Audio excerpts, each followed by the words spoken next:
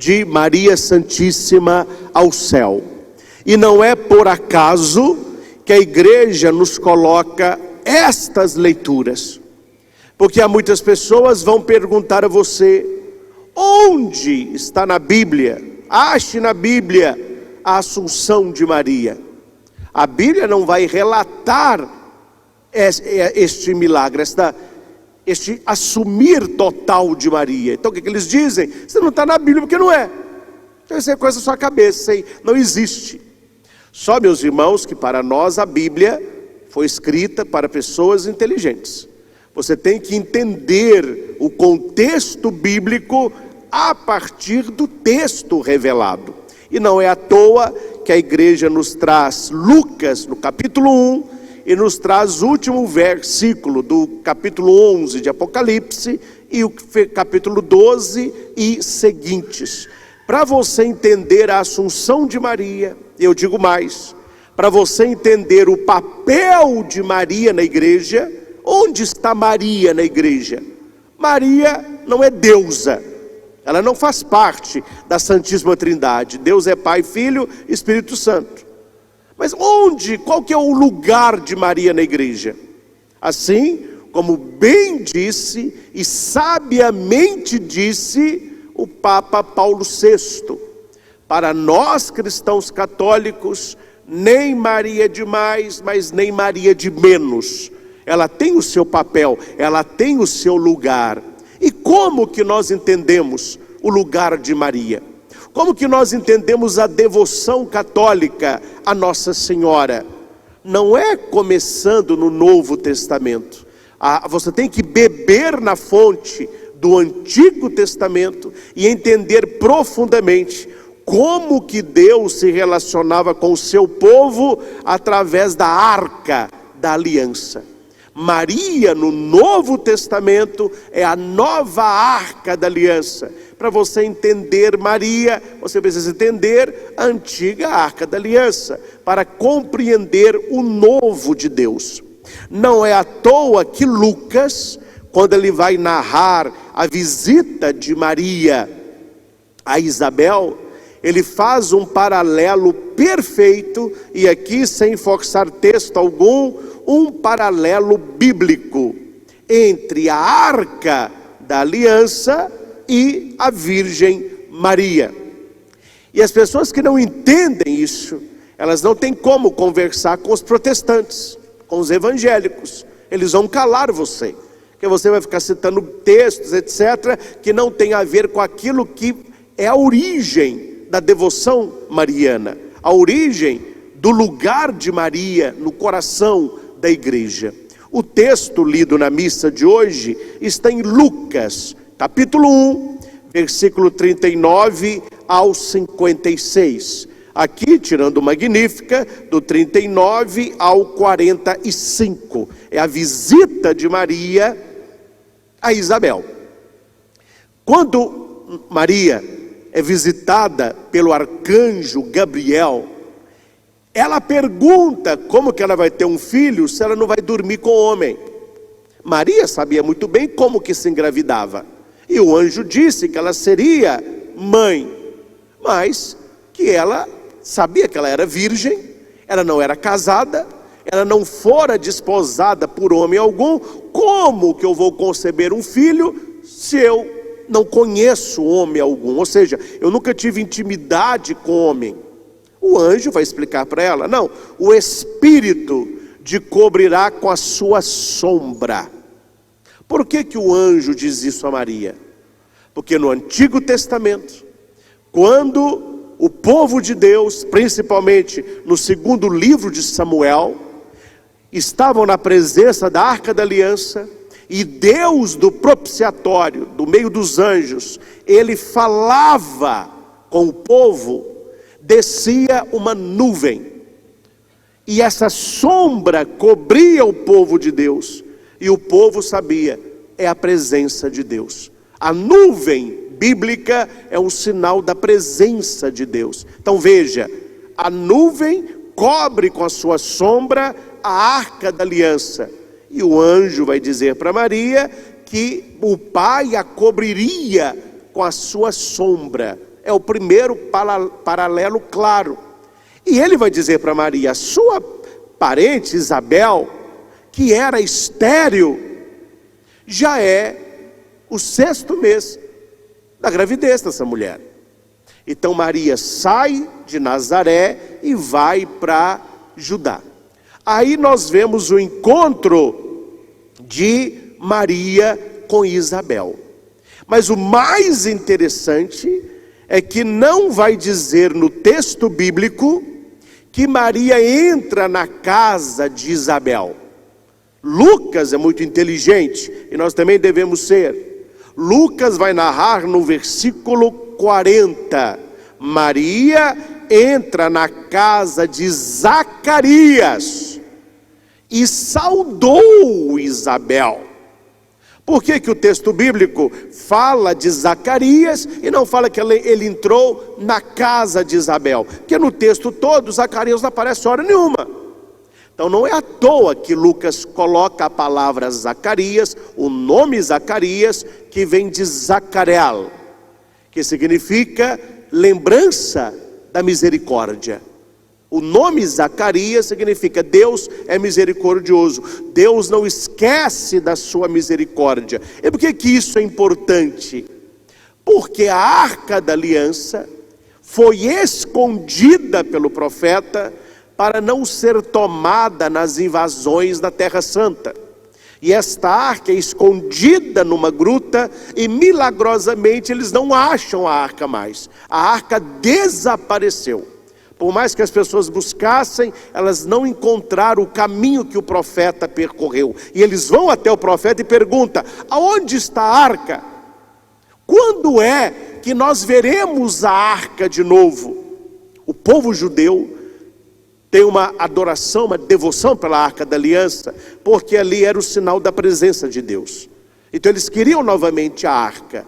E está em 2 Macabeus 2:7, Deus se lembrará da sua misericórdia o dia que a arca reaparecer.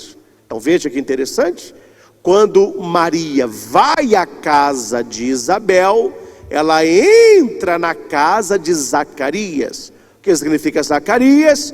Deus se lembra da misericórdia. É um paralelo claro que a arca reapareceu.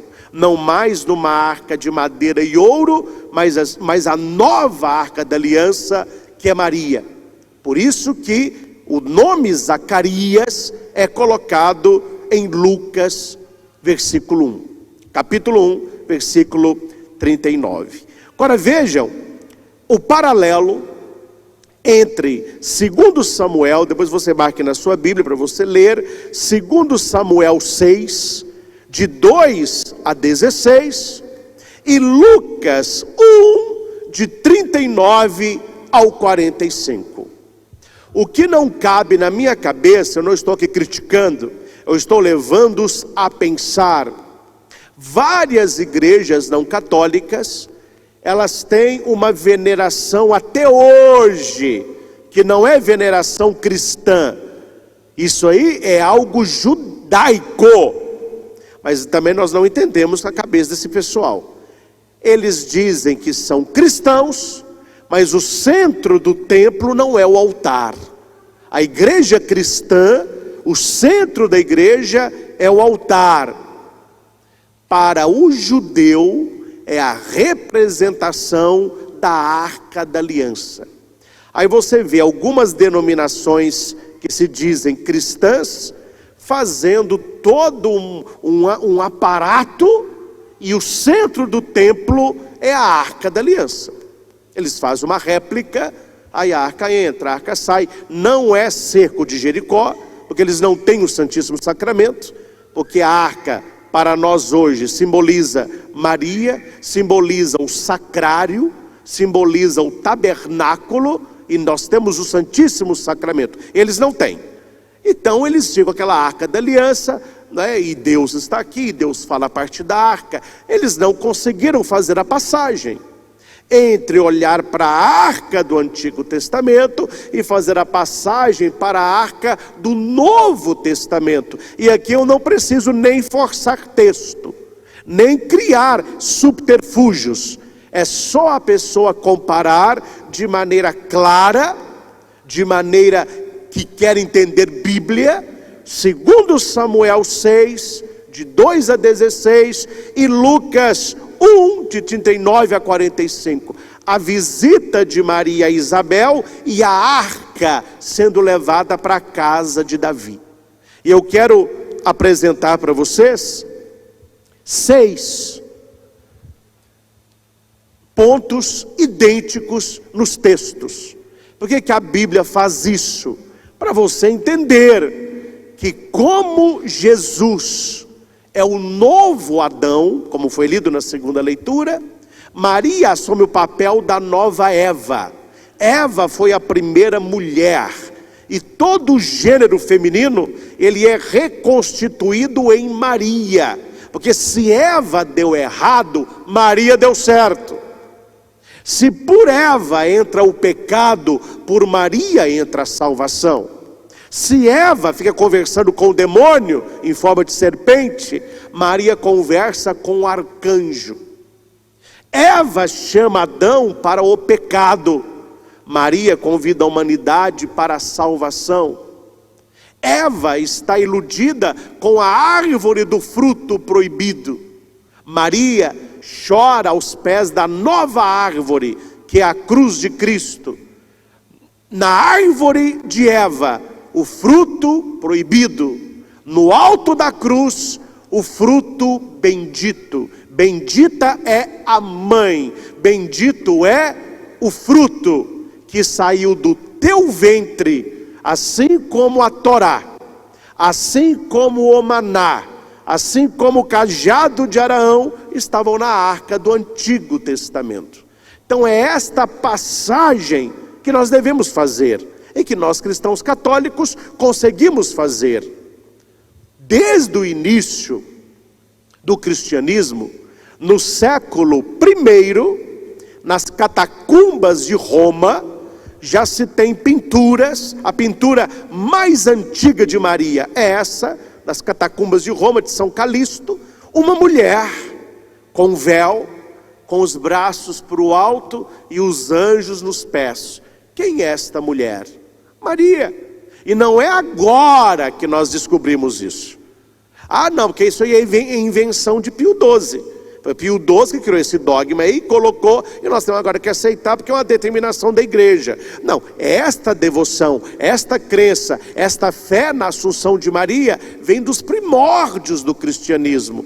Há muitos escritos do século V, século VII, século VIII, falando sobre que Maria foi assumida, que deu assunção. A palavra assunção, muito mais do que apenas subir, é ser assumida. E assumida em tudo aquilo que ela era: corpo, alma, espírito. Maria integralmente assumida. Por quê? Porque ela é a nova arca. A primeira arca foi feita de acácia, é uma madeira, e Deus manda envolvê-la de ouro. Por que que a primeira arca foi feita de acácia? Porque esta madeira não se corrompe, não estraga, ela não pega cupim, ela dura séculos. Então esta madeira incorruptível simboliza o corpo da Virgem Maria, e ela é envolvida de ouro. Este ouro é a dignidade da arca, e na vida de Maria é a sua santidade. Apocalipse 12:1 vai dizer que apareceu uma mulher vestida de sol. Não é que Maria pegou o sol e vestiu o sol. Aqui é vestida de Deus. Maria é vestida de santidade. E essa interpretação bíblica, ela não está sendo dada por mim agora. Isso vem do século II, do século IV, escritos maravilhosos do século VI, século VIII. Olha onde eu estou. E as pessoas, como não conhecem esta riqueza, elas viram como folhas de bananeira. Infelizmente, felizmente por um lado, que as pessoas ouvem músicas cristãs, no mundo protestante, chamado gospel. Muitos católicos seguem pastores, pessoas que vão pregando. A palavra de Deus, ela é muito boa de ser ouvida, pregada e partilhada. O problema está quando eles entram naquilo que é nosso e não deles. Eles pregam até muito bonitinho. O pessoal adora acompanhar o pastor novinho. Adoro, o povo gosta, eu adoro. Mas ouça as pregações destes quando o assunto é Maria. Eles não poupam palavras. Não poupam palavras. E ficam os catorentes atrás desses. Catorentes é católico carente. Ficam os catorentes atrás destes. Porque eu sinto... eu nunca vi tanta carência espiritual. Então é preciso entender que a nossa fé não é sentimento. A nossa fé é sabedoria. Eu não preciso sentir, eu preciso saber. Porque se você pergunta a Jesus se ele sentiu vontade de morrer na cruz, de subir na cruz, eu estou morrendo. Não há vontade aí, mas há uma decisão. Pergunte para Pedro e para Paulo se eles tiveram vontade, se eles tiveram emoção de dar a vida por Jesus. Não é emoção, é decisão. Então eu creio não é porque eu sinto, eu creio porque eu sei. Deus me ama. E Ele entregou um depósito da fé que não pode ser negociado. As verdades da fé nunca foram e nunca serão negociadas. Coisa que a fé não é democrática. Vamos votar, vamos fazer uma votação no mundo católico. Nós queremos ou não o santo? Maria subiu ou não subiu? Vamos fazer uma votação. Vamos ver se ganha ou não ganha. Aqui não é lugar disso. Não é escolha nossa, é escolha dele. E porque ele escolheu, nós escolhemos. Há pouco tempo, uma pessoa me visitou e caiu na bobagem, porque é cair na bobagem, de vir insinuando algo contra a devoção mariana. Eu disse, olha, para a gente não brigar, para você não sair corrido daqui, porque você vai perder, isso é modéstia à parte, não ganham de jeito nenhum. Se entrarem comigo numa discussão bíblica, não ganham de jeito nenhum. Porque eu faço questão de aprofundar nos textos bíblicos para ter argumento contra estes, que não nos respeitam e nos acusam de idolatria, que a Igreja Católica é a besta, que nós não sabemos nada, eles é que são os salvos. Para mim não cola. Não cola, não convencem e perdem. Se entrar numa discussão, perdem. Aí quando ele começou, falou, olha, antes de você falar qualquer coisa de Maria, de Nossa Senhora, ou da minha senhora, porque não é sua, deixa eu te falar 3 coisas, só 3, sem te agredir. Meu filho, um arcanjo, não é seu parente não, não é seu tio, sua prima, não é você não, é um arcanjo. Ele aproxima da Virgem Maria, ele se inclina respeitosamente e ele a saúda. Ave, ó cheia de graça, em nome de Deus. Quando a Virgem Maria vai na casa de Isabel, que é prima dela, Isabel não fala, ô prima, entra aí. Não, ali não é mais a prima dela. Mater Domini, a mãe do meu Senhor, a mãe do meu Deus. De onde me vem a alegria que a mãe do meu Senhor me venha visitar, é uma honra para mim. José não queria assumir Maria porque ela estava grávida, e ele sabia que não tinha dormido com ela, o filho não era dele. O anjo aparece e diz, não temas assumir Maria, tudo que foi feito nela é obra do Espírito Santo.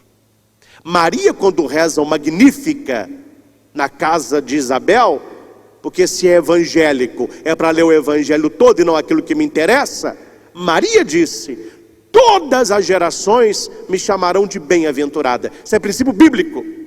Se é para seguir Bíblia, vamos seguir a Bíblia toda. Todas as gerações me chamarão de bem-aventurada. O que é bem-aventurada em português? Bendita. Nós, quando rezamos a Ave Maria, bendita és tu entre as mulheres, nós estamos cumprindo o Magnífica. Todas as gerações me chamarão de bem-aventurada. E para terminar, quando Jesus estava agonizando na cruz, para não deixar a mãe dele sozinha, ele disse para João: eis a tua mãe, eis o teu filho. E João a levou para casa. Olha, meu irmão, o arcanjo, em nome de Deus, saúda Maria. José assume pela ordem de um anjo. Isabel, repleta do Espírito Santo, diz que ela é a mãe do Salvador. João a leva consigo para casa. Preste atenção no que você vai dizer. Para você falar mal desta senhora, você tem que ser melhor que um arcanjo, você tem que ser mais justo que José, mais cheio do Espírito Santo que Isabel, e amar Jesus mais do que João. O que ele falou? É dose. E vazou. Falei: vaza, meu filho, e vaza. Porque nós temos que aprender a tratar Maria como a Bíblia a trata. Nós devemos aprender a venerar a Virgem Maria como aqueles da Bíblia a trataram. Ah, padre, não é como a igreja a trata, vai na Bíblia. Já que o negócio é Bíblia, vai na Bíblia. Ah, padre, mas é porque o senhor está forçando o texto. Quantas vezes Jesus falou: ô mulher, não sabe nada. Não é que Jesus está desprezando a mãe. Lá no Gênesis e lá no Apocalipse aparece a mulher. Colocarei inimizade entre ti e a mulher. Jesus está falando com o demônio. Deus falando com o demônio. Colocarei inimizade entre ti e a mulher. Apocalipse 12:1. Apareceu no céu uma mulher vestida de sol. Mulher do Gênesis ao Apocalipse. Gênesis, o primeiro livro da Bíblia, origem, a mulher. Apocalipse, o último livro da Bíblia, a mulher vestida de sol. Quando Jesus diz: que queres de mim, mulher? Jesus está reconhecendo em Maria a nova arca da aliança. Ele está reconhecendo em Maria aquela mulher do Gênesis e aquela mulher do Apocalipse. Então não é um destratar a mãe, é colocar nela a dignidade de todas as mulheres, para que através de Maria todas as mulheres fossem abençoadas nela, porque por Eva as mulheres foram amaldiçoadas. Leia o Antigo Testamento. Veja como que o judeu tratava as mulheres, principalmente a mulher menstruada, a mulher que era impura, por causa desse rastro de pecado que a primeira mulher fez, uma mulher que deu errado, infelizmente. O que Deus faz? Ele resgata toda a criação em Maria, fazendo em Maria o que ele deveria fazer em Eva, e através de Maria a todas as mulheres. Bendita é Maria, bendita são as mulheres, bendito é o fruto e também do teu ventre. Então veja que é uma festa muito bonita, onde nós temos muito de Bíblia para aprender e para defender a nossa fé sem agredir, sem fugir, mas com a Escritura. Porque tudo que a igreja crê é baseada na Escritura, na sagrada tradição e sustentada pelo magistério. Gente, nós que somos católicos, entre nós podemos dizer a coisa rasgada. Coisa que a igreja não é em questão de fé, é moleque. A igreja não é uma moleque. E o bonito isso, para quem estuda a história da igreja, não é uma história só de santidade. Muita coisa errada.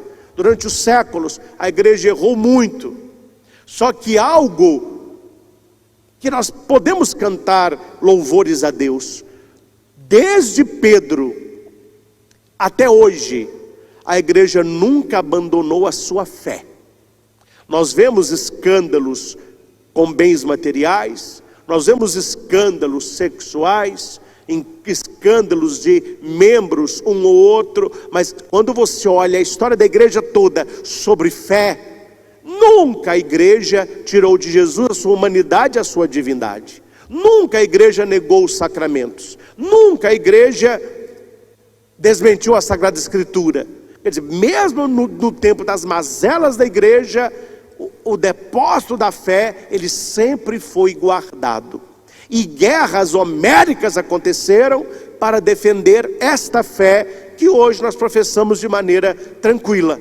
Quando nós falamos, creio em Jesus Cristo, seu único Filho, nosso Senhor, para nós é tranquilo falar isso. As pessoas aceitam. Eu estou no catecismo, aprendi isso aí.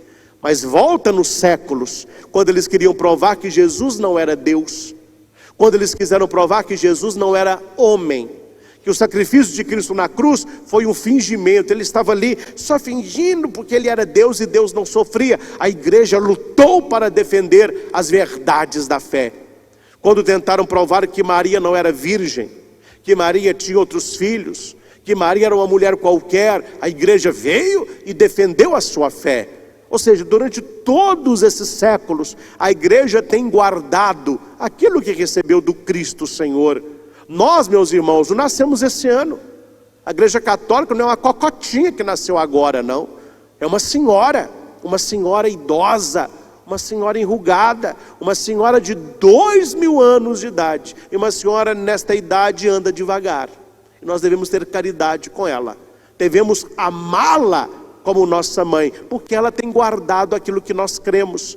E nós só conhecemos Jesus Cristo por causa da igreja. Porque se não fosse a igreja pregar o Senhor, ele ficaria esquecido na história. Ele se transformaria num personagem histórico, como nós conhecemos tantos. Napoleão, Cleópatra e tantos outros. Foi por causa do testemunho dos mártires, por causa da Escritura, que a nossa fé chegou até hoje, através dos monges copistas. Isso as pessoas não dizem. Claro, nós amamos e respeitamos os nossos irmãos protestantes, mas quem conhece história vai entender o que eu vou dizer aqui. Se não fosse a igreja católica, você não teria Bíblia nas suas mãos. Se não fosse a igreja católica, os protestantes não andariam com Bíblia debaixo do braço, nos criticando. Leia a história. Quando surgiu a primeira igreja protestante, a igreja estava com os seus originais há anos, copiando, os monges copistas, guardando os pergaminhos, os tijolos, os originais bíblicos que se encontram na Santa Sé. Ou seja, nós guardamos a fé.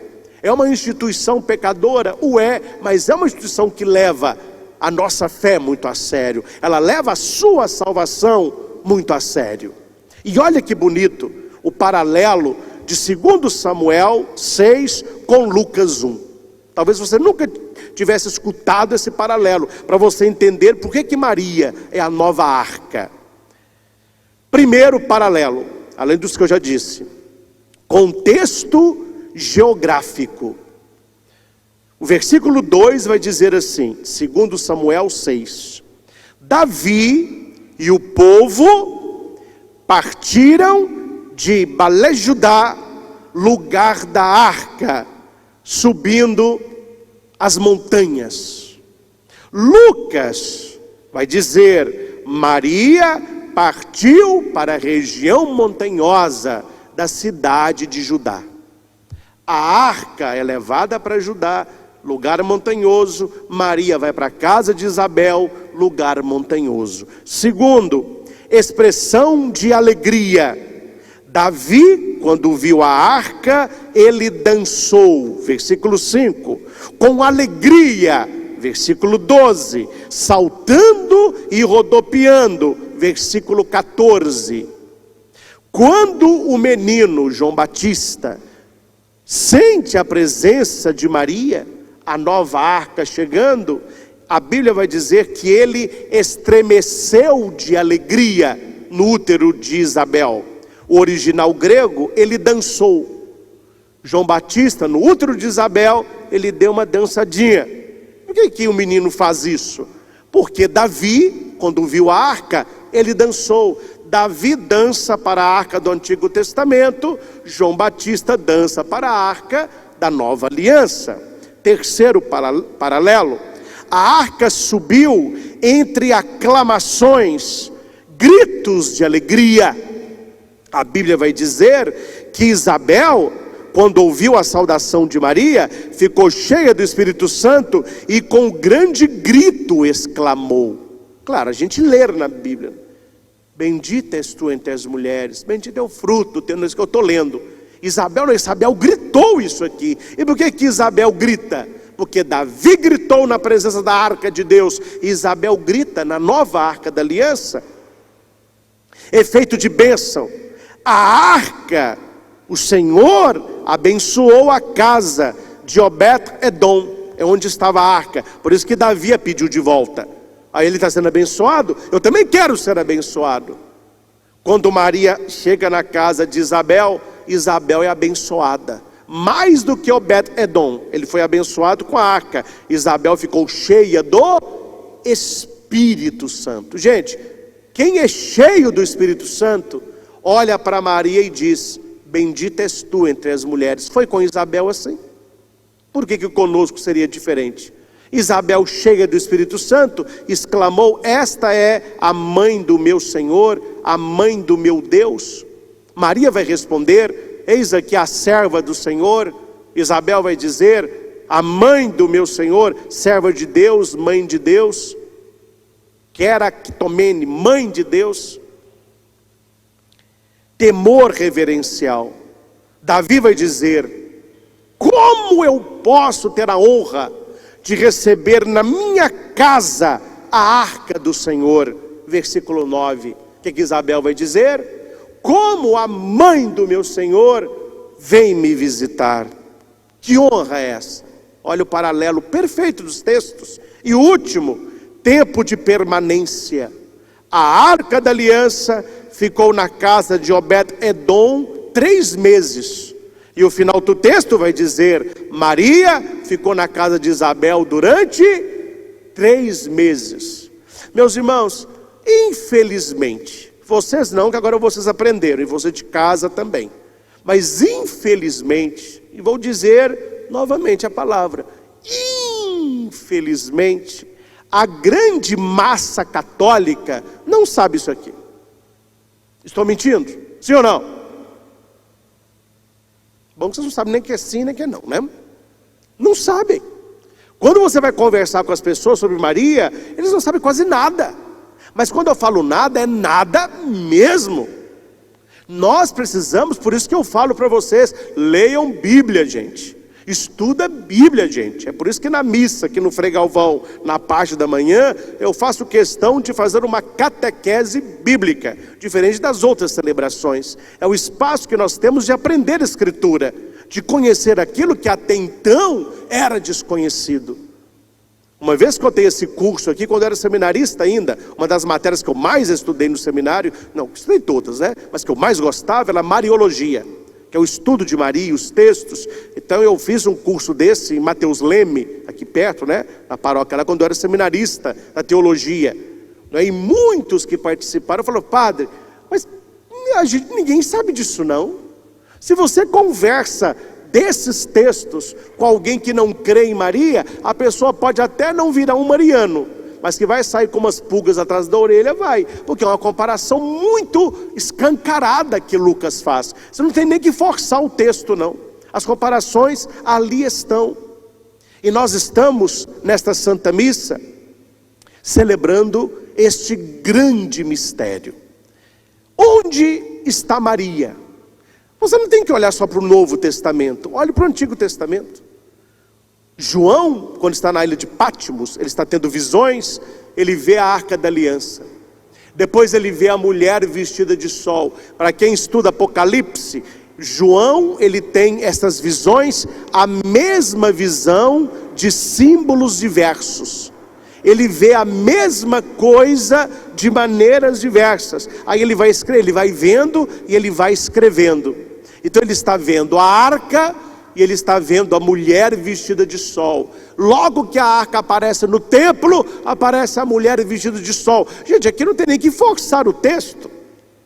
Por que a Bíblia diz que apareceu a arca e depois apareceu a mulher? Não é possível que nós não matamos a charada, que a mulher é Maria. E a arca é a aliança do Antigo Testamento. E no céu Maria é a nova arca. Como a arca não passou, por estado de deteriorização, assim o corpo da virgem também não, porque é mais do que a cássia. A santidade é mais do que ouro. Outra coisa que não cabe na minha cabeça, nem no meu coração. Se alguém souber a resposta, me diga, por favor. Pode mandar e-mail, mensagem. Católicos, protestantes e evangélicos. Quando eu falo protestantes, eu falo das igrejas protestantes tradicionais antigas. Quando eu falo evangélicos, são as igrejas novas, mais pentecostais. Católicos, protestantes e evangélicos adoram Terra Santa. Eu já fui, é bonito mesmo, vale a pena. A gente chora a terra onde Jesus pisou. Aí o guia vai dizer, olha, Jesus chamou Pedro aqui, nesta praia. A gente lê o Evangelho de Pedro, tem lá a capelinha, multiplicação dos 5 pães e 2 peixes, tem o local onde aconteceu, tem a capela dos 5 pães e 2 peixes, o monte das bem-aventuranças. A gente celebra uma missa, tem muita árvore, a gente reúne lá os fiéis, né, e celebra uma missa e lê as bem-aventuranças.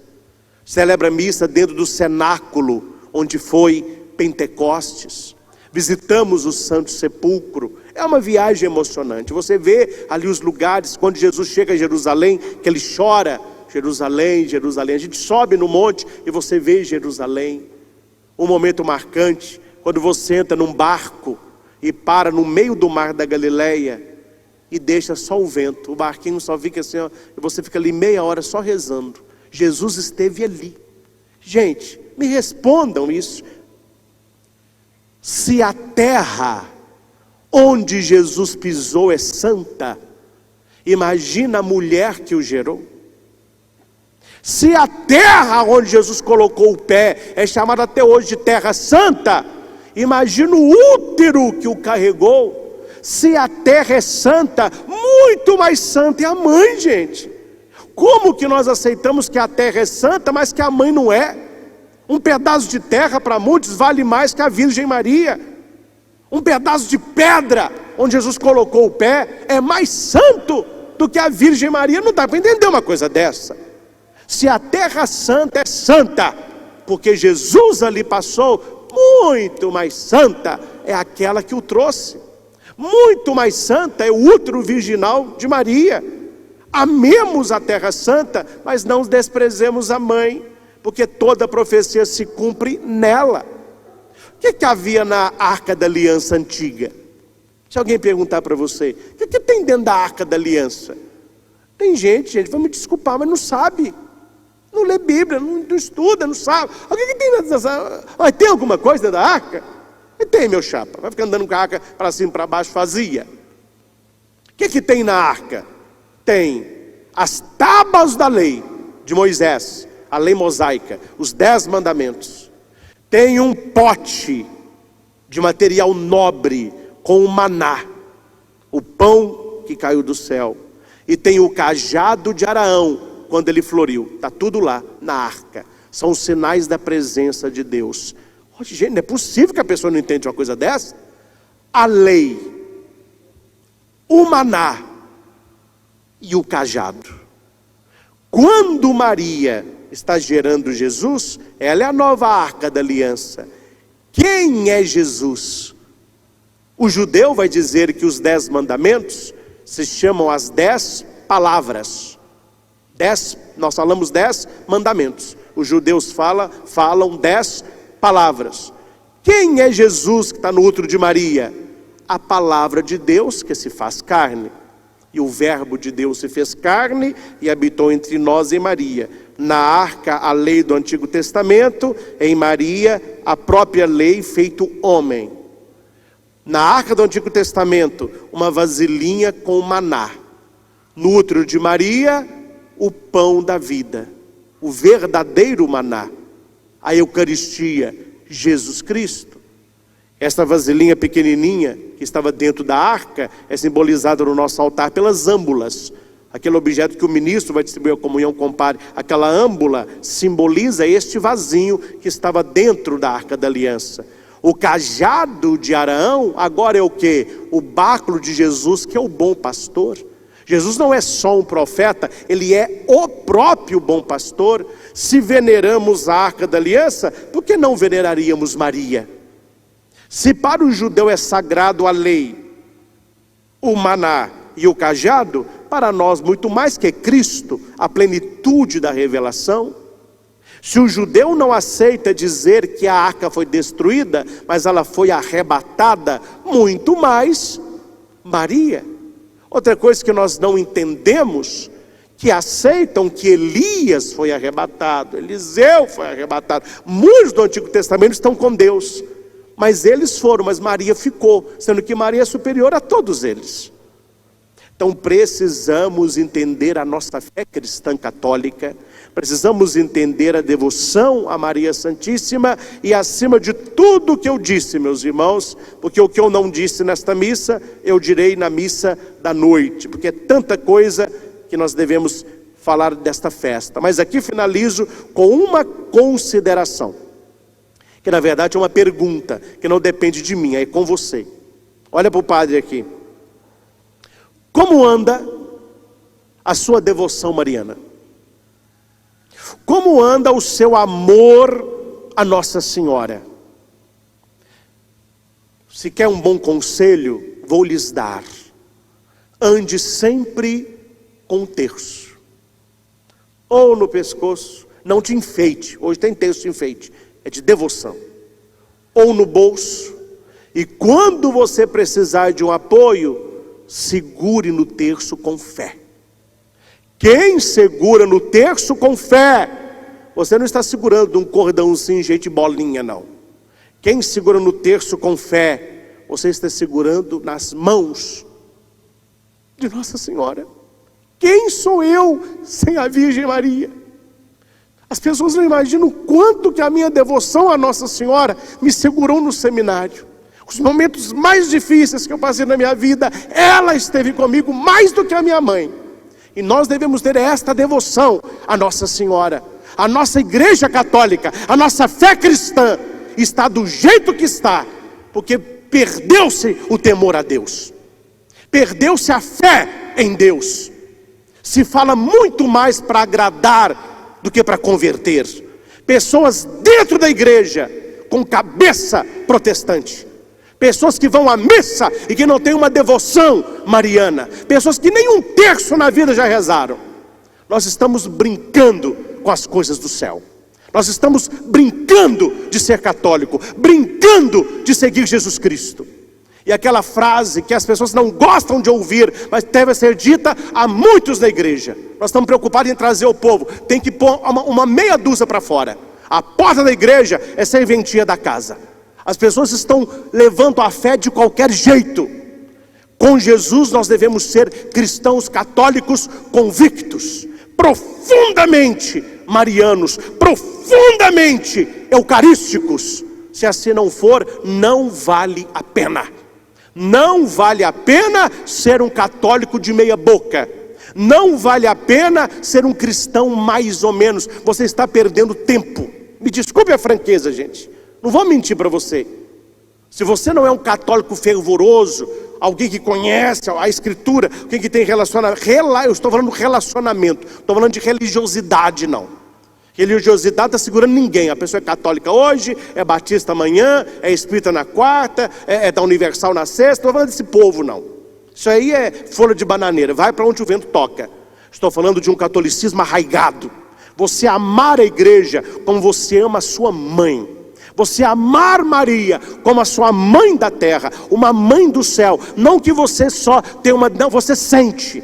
Você sente o direcionamento, você sente a proteção, você tem necessidade do terço. O terço não passa a ser uma obrigação. Nossa Senhora, 50 Ave Maria, não. É uma alegria, você vai viajando, ali está o terço. Você não consegue dormir sem a devoção mariana, sem a Salve Rainha, porque você começa a amar esta mulher. E se você quer uma boa oração, eu lhe dou uma boa oração. Senhor, ensina-me a amar a tua mãe como tu mesmo a amas. Só essa oração. Ele vai te convencer quem é esta mulher. A mulher que o deu a vida. A mulher do mistério da encarnação, a mulher do Gênesis e do Apocalipse. Eu digo por mim, espero que você também o diga. Quem sou eu sem a Virgem Maria? Quem sou eu sem a devoção mariana? Que nós percorramos este caminho.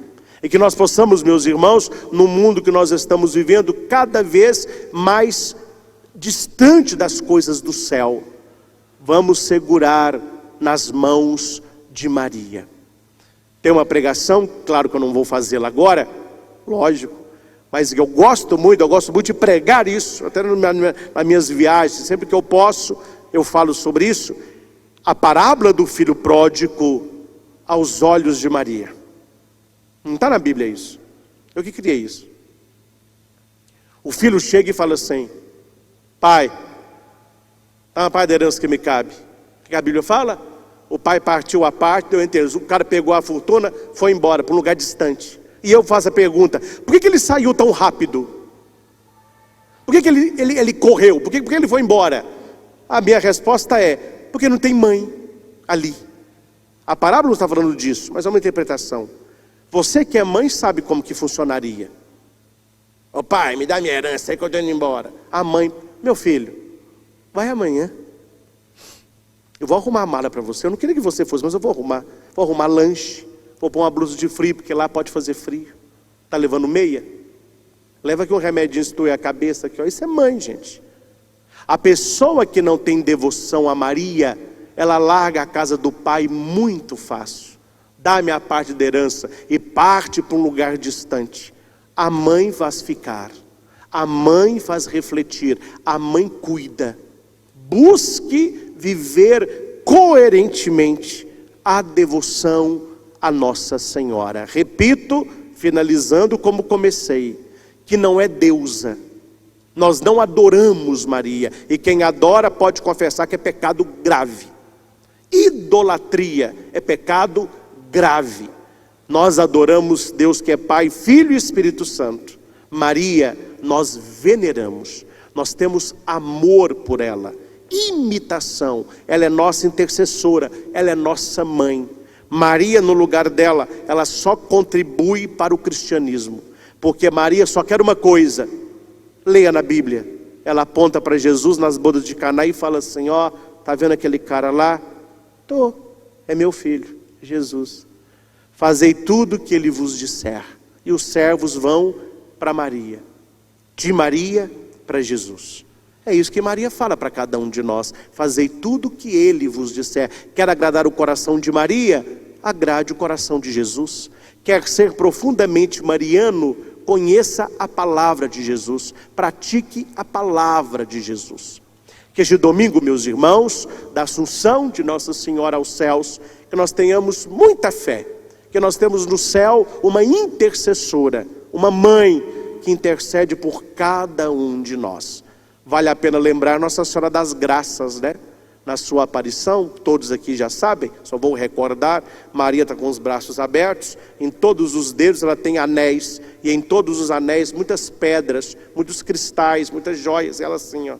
E de alguns saíam feixes de luz, de outros não saíam nada não.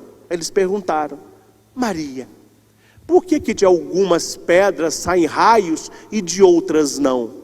Aí Maria que responde na aparição de Nossa Senhora das Graças, na capela da Medalha Milagrosa: os raios que saem das minhas mãos são as bênçãos que os meus filhos me pedem. Os que não saem são as bênçãos que eles não pedem. E haviam muitas pedras onde não tinham brilho algum. Haviam muito mais pedras apagadas do que raios. Ou seja, nós podemos rezar mais. Maria está com os braços abertos, derramando graças sobre nós. E só conhece a devoção mariana quem já experimentou. Não é só ficar ouvindo o padre, não. É rezar, é pegar o rosário, pegar o terço.